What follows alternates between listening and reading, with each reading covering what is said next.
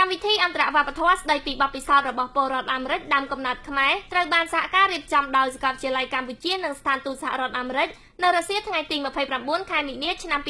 2017ក្នុងកម្មវិធីនេះមានការចូលរួមពីឯកឧត្តម William Head ឯកអគ្គរដ្ឋទូតសហរដ្ឋអាមេរិកប្រចាំកម្ពុជាឯកឧត្តមបណ្ឌិតកៅគឹមហ៊ួនស្ថាបនិកប្រធានក្រុមប្រឹក្សាភិបាលនិងជាប្រធានសាកលវិទ្យាល័យកម្ពុជាវាគ្មិនចំនួន3រូបដែលមានការជោគជ័យក្នុងជីវិតហើយក៏ជាពលរដ្ឋអាមេរិកដើមកំណើតកម្ពុជានិងមានអ្នកចូលរួមប្រមាណជាង200នាក់ទៀតក្នុងកម្មវិធីនេះដែរក៏មានការសម្ពោធបន្ទប់ឈ្មោះអាមេរិកនៅជាន់ទី9នៃសាកលវិទ្យាល័យកម្ពុជាវាគ្មិនទាំង3រូបនេះរួមមានលោកជំទាវ Soti Hat លោកតំណាងរាស្ត្រ Mom Radi និងលោក Petri Derek Pan លោកជំទាវ Soti Hat គឺជាភរិយារបស់លោកឯកអគ្គរដ្ឋទូតសហរដ្ឋអាមេរិកប្រចាំកម្ពុជា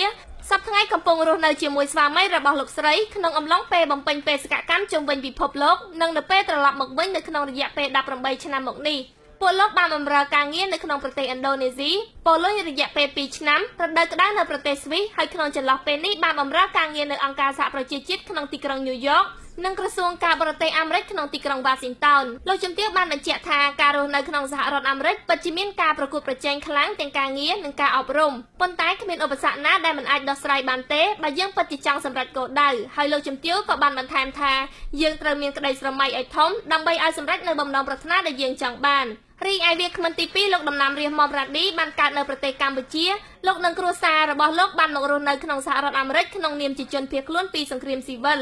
លោក Radi បានក្លាយជាពលរដ្ឋអាមេរិកក្នុងឆ្នាំ1990លោកបានក្លាយជាអ្នកតំណាងរាស្ត្រសហរដ្ឋអាមេរិកនៅក្នុងឆ្នាំ2004លោកបានបញ្ជាក់ថាយើងត្រូវរក្សានូវក្តីសុបិនរបស់យើងហើយយើងមិនត្រូវភ្លេចនៅមនុស្សជុំវិញខ្លួនលោកក៏បានបន្ថែមថាយើងត្រូវជួយខ្លួនឯងតាមរយៈការពង្រឹងនិងពង្រីកសមត្ថភាពខ្លួនឯងឲ្យរឹងមាំសិនទើបអាចជួយអ្នកដទៃប្រកបដោយប្រសិទ្ធភាពវាគ្មិនទី3លោក Petri Derek Pan មានបទពិសោធន៍ជាង10ឆ្នាំនៅក្នុងការអភិវឌ្ឍសហគមន៍និងប្រព័ន្ធផ្សព្វផ្សាយតាម Digital ពីឆ្នាំ1998ដល់ឆ្នាំ2003លោកគឺជាអ្នកដឹកនាំនិស្សិតដ៏សកម្មនៅក្នុងសាកលវិទ្យាល័យ Washington ក្នុងទីក្រុង Seattleនៅក្នុងឆ្នាំ2005លោកបានសរសេរឲ្យកាសែតភ្នំពេញប៉ុស្តិ៍ហើយកាន់គម្រោងឲ្យក្រុមហ៊ុនអចលនទ្រព្យមួយដែលមានឈ្មោះថា Oceana International ពេលនេះលោកផាក់ធ្វើការនៅរាជធានីភ្នំពេញដោយលោកបន្តគ្រប់គ្រងក្រុមហ៊ុនខ្មែរ American ហើយនិពន្ធសៀវភៅដំបូងរបស់លោកដែលមានចំណងជើងថាខ្មែរ American Forward លោកបានបញ្ជាក់ថាក្នុងនាមជាពលរដ្ឋអាមេរិកដើមកំណើតកម្ពុជាអ្វីដែលសំខាន់ត្រូវស្គាល់និងចងចាំអត្តសញ្ញាណខ្លួនឲ្យច្បាស់លាស់